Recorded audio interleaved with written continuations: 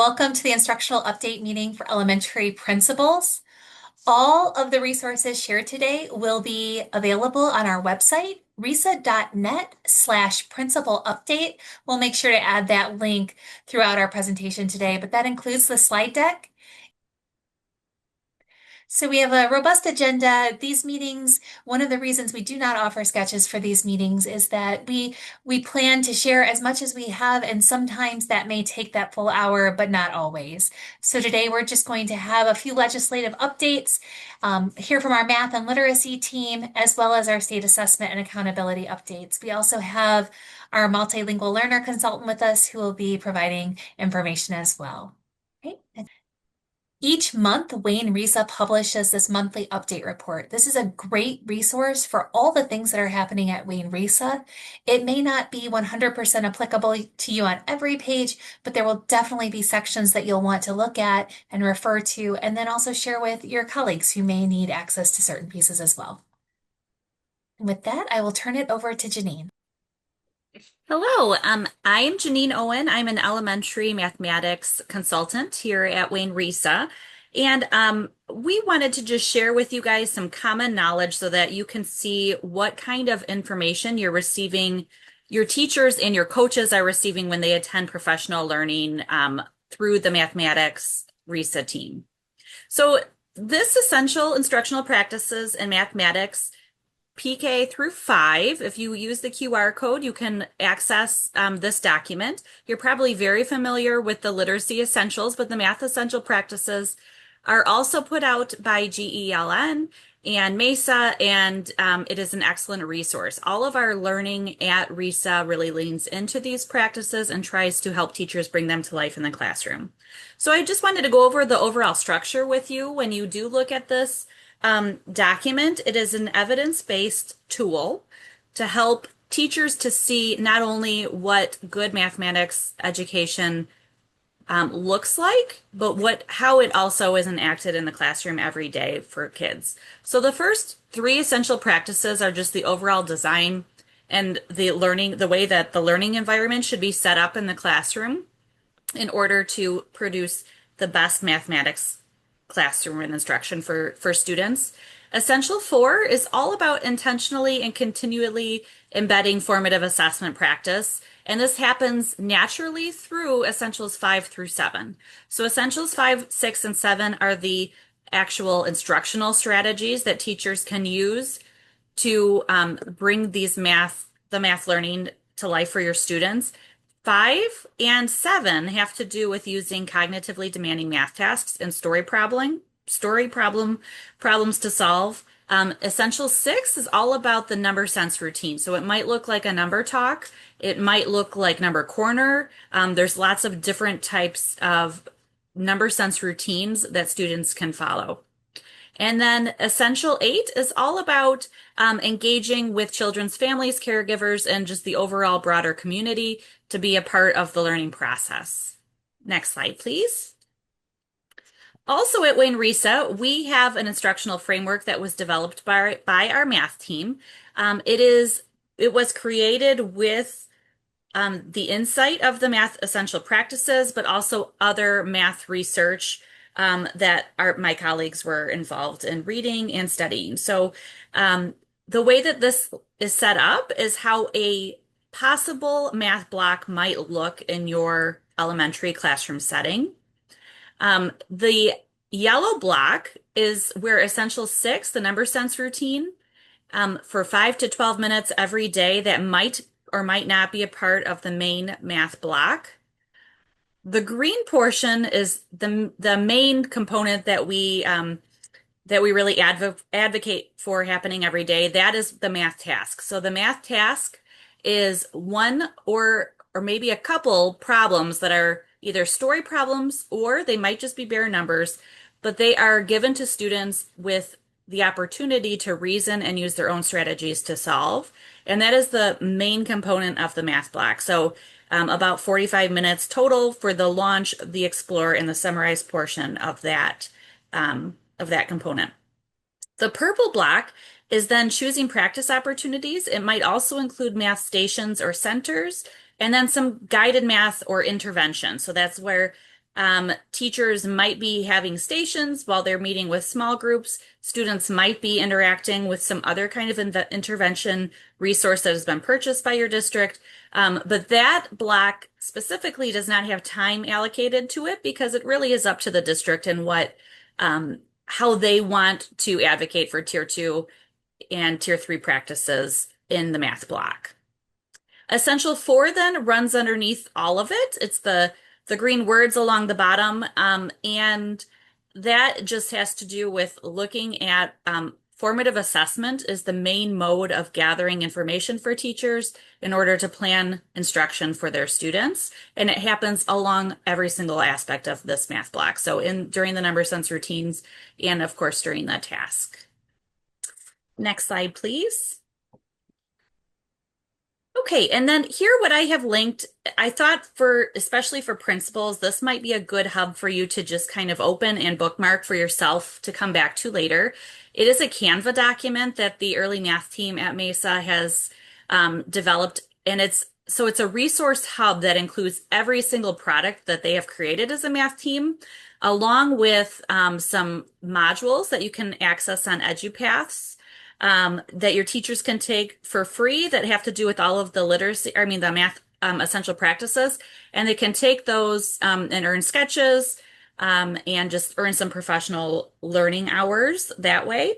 There's also a website, a YouTube page where they have a lot of different videos that they've collected in Michigan classrooms of students engaging in all of the math essential practices in real Michigan classrooms. And the playlists are organized by grade level, so teachers can look for videos that will relate most closely to what they are doing in the classroom.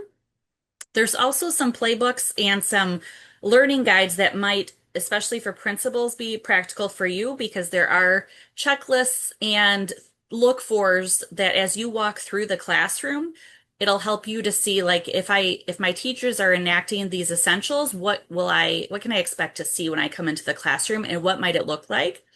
And it may look very different than how you experienced math yourself, where students are more being guided by their own thinking and their own way of strategizing and less following what the teacher's doing. So it is a practical, just kind of resource in general of things that you could pull from for PLCs, for your own professional development that you want to do with your staff throughout the year regarding math. There's also the last page of the Canva has a link that shows where you can find like all of the different strategies that early math would advocate for with the MyKit plans. And that is all I have for you, but feel free to reach out if you have any questions. Thank you. Hello, I'm Carrie Fromm, and my colleague Jennifer Bennett is also on the line, and we're going to give you some updates for literacy. Next slide, please. So, as many of you are aware, PA 146, also known as the dyslexia law, was passed last October, and it goes fully into effect during the 27-28 school year. On the screen right now is a timeline that just kind of walks through what's expected when and when the state is going to provide information. So as you know right now, currently the Michigan Department of Education is providing professional learning around dyslexia and structured literacy. They're doing this through My MTSS, which is a branch of the Department of Ed. And they offer lots of different professional learning opportunities that you and your staff can participate in to learn more about dyslexia and structured literacy. So currently we're waiting for the MDE to provide a list of Tier 1 approved curriculum materials and assessments. That will be here January 1st. And districts at the district level will be looking at assessments that meet the requirements of the law. If you are part of a single school district or you need support with this when it comes out, we are happy to support you with this. We know that these are big decisions. And if you are a team of one principal, we are happy to help you with that information. So you can see some of the things that are going on, and we just want to make you aware of what is happening there. Next slide, please. Right now, if you're thinking about what can I do with my staff to get them ready and understanding what dyslexia is, a little bit about the law, the Michigan Dyslexia Handbook is an amazing resource. So you can learn about dyslexia and how you can support the students in your building and your district. So this is really designed to create a shared understanding around dyslexia, structured literacy, and to think about how this might fit into your current MTSS process. We have Dr. Brock on the call as well today, and she is one of our resident MTSS specialists, and she can help you as you're thinking through this process in your own building. What's great about the handbook is each chapter ends with action items that focus on next steps. So you can read it and then think about what is it that our building or our district needs to do next to really deepen our understanding or to create a system that works for our students. So this is a free resource. You can also order it from the Department of Ed if you want copies that are already printed. Next slide, please. We're going to drop the link for this is a great place for all things around the dyslexia law. So we're going to drop the link, and thank you, Jen has already dropped it. This is where you can find the handbook. Also, I highly recommend that you sign up if you haven't already for the K-12 literacy and dyslexia law communications. That's when they tell us what assessments have been approved. That's where they drop all their information. If you're not on that list, sign up. Otherwise, anything that you're looking for that has been published can be found on this page. FAQs around the law, FAQs around the 35M grant, all of those things are there, including the full law itself. So there's a lot of information around dyslexia. And if you need support, our literacy team is here to help you work through this. We know that it can feel overwhelming and we want to help it simplify it for you. Next slide, please. Finally, around dyslexia, we are doing a day-long presentation on March 12th around instructional strategies and policy implications. So we're going to dig deep into what the law actually says and then really think about some of those instructional strategies that the state is calling out in structured literacy as best practices. So we have lots of availability on March 12th, and we really hope that you will consider in joining us yourself, sending a literacy team, any leaders, literacy curriculum teams, any of those types of people would really benefit from this as you think about what this will look like inside your own building. Next slide, please. So we also want to share a little bit of information about UFly. Many of you are familiar with this. UFly Foundations is an explicit, systematic foundational skills program. It is not meant to be your full curriculum. It is meant to really follow that phonics, phonemic awareness, word recognition piece. It's about a 30 to 40 minute program, and it can be used as a tier 1 or tier 2 program. It was approved on the 35M grant list as a tier 1 instruction. What is interesting about it is it's put out from the University of Florida, and it is what they call an educative curriculum. So as teachers teach it, they are learning and developing their skills around early literacy and foundational skills as they go. We have been promoting this at RISA because it is a low cost, high quality option if you do not have this as part of your curriculum. everything other than the manual, you are able to print or to access through their website. And we have their website. We're going to drop that in the chat for you so that you can see that if this is something that you currently use or that you're looking to use. Next slide, please. So we have a couple of spots left. If you still have teachers in your building or if you're interested in learning about it, we still have 2-day foundational trainings on December 1st and 2nd.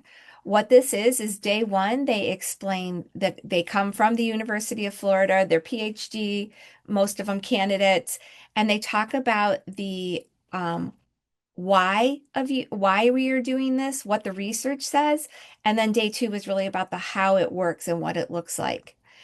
For those of you who have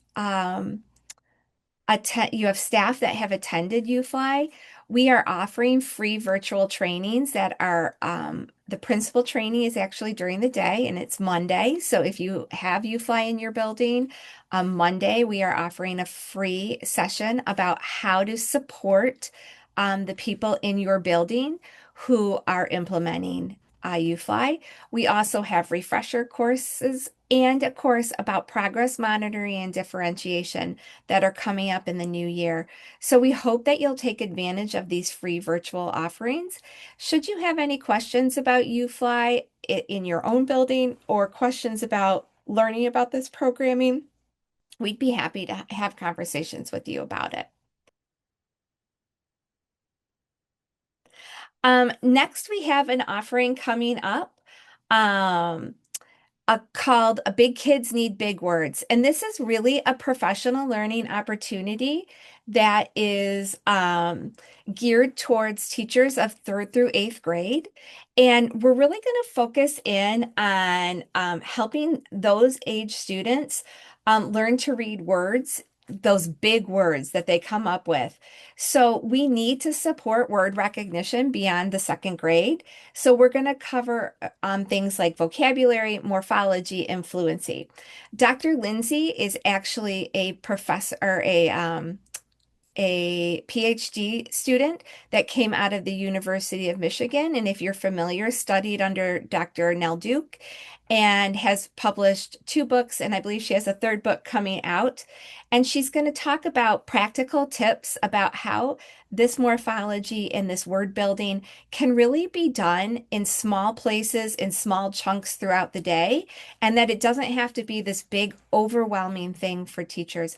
We've had the privilege of learning from Dr. Lindsay in the past, and she has been really well received. So if you have any teachers that you think might benefit, a lead in a grade level, an instructional coach, this is really a great learning opportunity.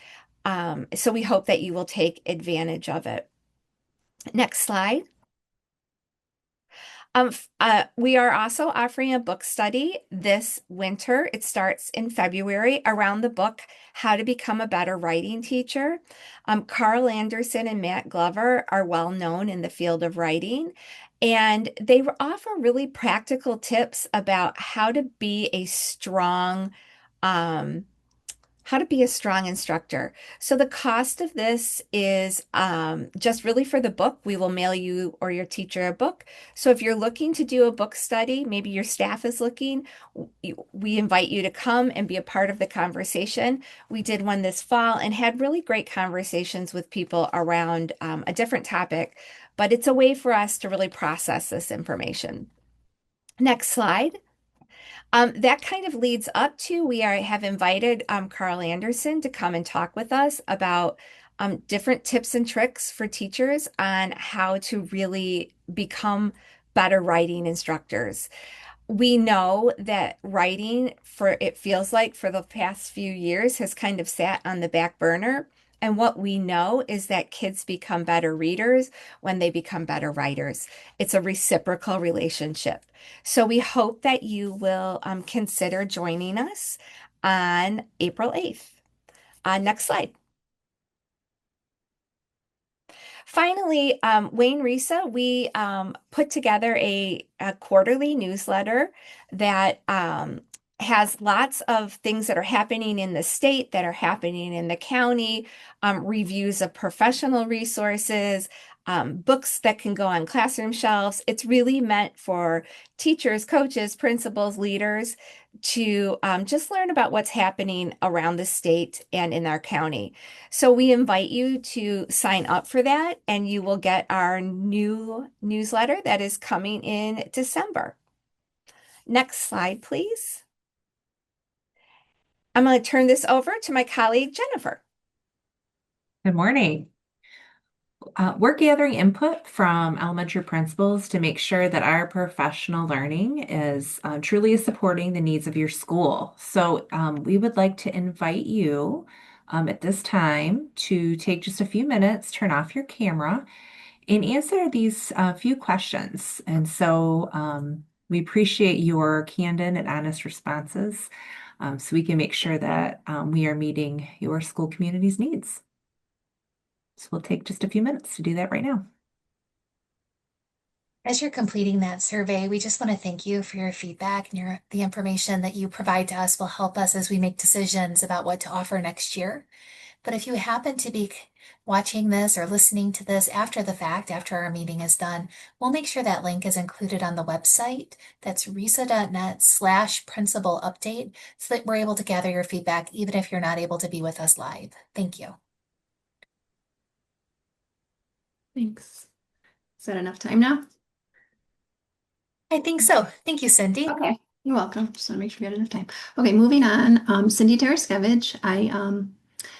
State testing and accountability updates. I'm going to start with the school index accountability release.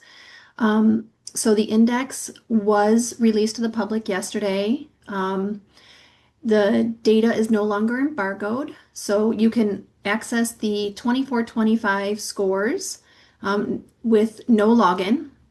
You still need a login in order to get the accountability downloads. So when you log in, you go to K-12 and you go to school accountability. You will not see that accountability downloads piece unless you're logged in. That accountability downloads piece, you will access all of the students that are tied back to your different components like growth, proficiency, EL progress.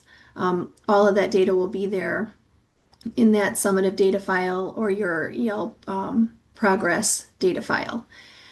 Again, it is public, so you can share that information with your various stakeholders. There is a resource from MDE, the Index Resource Toolkit for 24-25. And then I will have office hours and a Q&A. It's very informal. You do not need to register. It will be Monday, the 24th, 10:30 to 11:30. The link is there just to jump on for a Zoom if you have questions regarding any of your data or information on the index. Next slide, thank you. Some state testing updates. Pre-ID is coming up very shortly. We have the WIDA pre-ID opens up in OEAA on December 10th, and then your general assessment pre-ID opens up in OEAA January 5th. This information is coming from MSDS, which feeds in from your student information system. They will continue to update pre-ID from those two systems all the way up until the testing window. It's imperative that that data is clean because it impacts your participation. Participation impacts the various components, proficiency, growth, EL progress. Those components are all adjusted down if your participation is under 95%. So it can impact your index 4 different ways. So you want to make sure that as students are adding and enrolling, you're cleaning up your pre-ID as much as you can, and you're making sure that the students who are in the seats are actually on your pre-ID report. The guide to state assessments for 25-26 has been updated, so it's linked there, and all of the important dates for the various assessments has been updated. It's linked there. They have a DRC technology readiness training for technology coordinates webinar coming up December 3rd. The link to register is there. They have some updates for Chromebooks for MSTEP testing. So you'd want to make sure your technology coordinators attend. And then there were some changes to my access for the functional independence level. The answer documents will change. So there were in the past paper answer documents. Students would answer in the test booklet, and then test administrators would have to transcribe that over into the answer booklet. That will change. Test administrators will now input the answers into DRC, so you don't have to return those answer booklets. You still have paper answer documents for ELA expressing ideas. Those will now just be produced at the grade level instead of a multi-grade format. So getting rid of some of those answer return documents, less stuff to mail back. Next slide. The benchmark assessment reimbursement, due to delays in the budget process, the Nexus application for districts, that reimbursement application is postponed up until January 26, 2026. So don't worry about having to get that done in January or in December, as it's usually done each year. But MDE did put out a 4-question survey just to anticipate how many districts will be going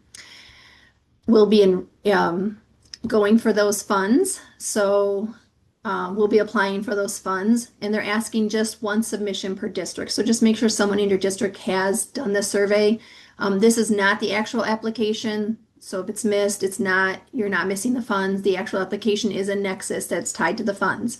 But this survey does close today at the end of the day, 11 to November 21st. But some reminders for your data. You cannot receive the funds unless this is done, and this is due December 19th. So your fall data is coming in. You have to make sure that you are sending the data through the data hub, and that you have confirmed your mode of instruction, and that is sent also through the data hub. So you want to run your benchmark assessment legislation report.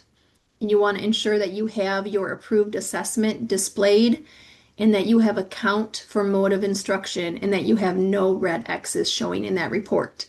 Again, if you do not send this data, then funds cannot be released, even if you apply in the Nexus. So it's imperative that those are done by the 19th of December. Data Hub can help run the mode of instruction script for you, but you do have to put a ticket into My Service Desk to make that request. And then there are some resources. Next slide. As your fall benchmark data was coming in, we offered iReady and NWA sessions to help you dig into that data. If you miss those sessions, the recordings are here for you to view and get some information to work with that data. So those are linked there. And then if you are part of the Atlas Consortium, they are having an Atlas Consortium Collaboration Day. This will be at Ted Scott on March 25th. It is an all-day event, but there will be lunch. It's free, no cost, and you can register there. Thank you so much. Okay, good morning, everyone. I'm Khalid Al-Sagir, a multilingual consultant. I just put my contact information in the chat in case you need to contact me. I'm going to briefly present an initiative we have recently launched, the Language Access Hub. This initiative ties directly into literacy work, since language access is one of the systems that either accelerates or limits how students grow as readers, writers, and thinkers. In the Wayne County Multilingual Learner Department, for a long time, we've been receiving requests for translation and interpretation services, especially in special education and parent engagement. So the hub responds to this need by connecting districts with professionals across languages and specialties, moving beyond outdated lists that we have been sharing for so many years. Next, please. Thank you. Here is how districts and providers interact with the hub through its forms and directory. The district request form is the form that districts use when they need interpreter or translator support. It helps us capture what the request is for, such as special ed evaluations, registration documents, administrative communication, parent-teacher conference, or general family engagement. So submitting the form ensures we route each request quickly and consistently. The provider submission form is where interpreters and translators enter their own information. They share their contact details, languages, specialties, and availability. Completing this form is how they get added to the hub. And the directory or the hub, all approved provider entries appear in this one spreadsheet. This becomes the searchable, excuse me, an education specific directory that districts can access when they need translation and interpretation services. Next, please. And a quick note on how the hub should be used and what districts should keep in mind. The Wayne Reesa Multilingual Department provides this directory as a resource to connect school districts with interpreters and translators. We do not endorse, vet, or guarantee the quality or services listed. Each district is responsible for verifying credentials, um, uh, contracting with the providers, and ensuring compliance with state and federal requirements. And finally, your participation in sharing these forms is what will turn the Language Access Hub into a powerful countywide and hopefully statewide resource that ensures that every multilingual learner and family receives the support that they deserve. Any question about the hub or the forms? Thank you all. So that brings us to an opportunity for anyone on the call right now to ask any questions if you have any. Please feel free to unmute or use that chat if that's easier. And if there are no questions, we just want to thank you for being here with us today and hope you have a wonderful Friday and a great weekend. Thank you.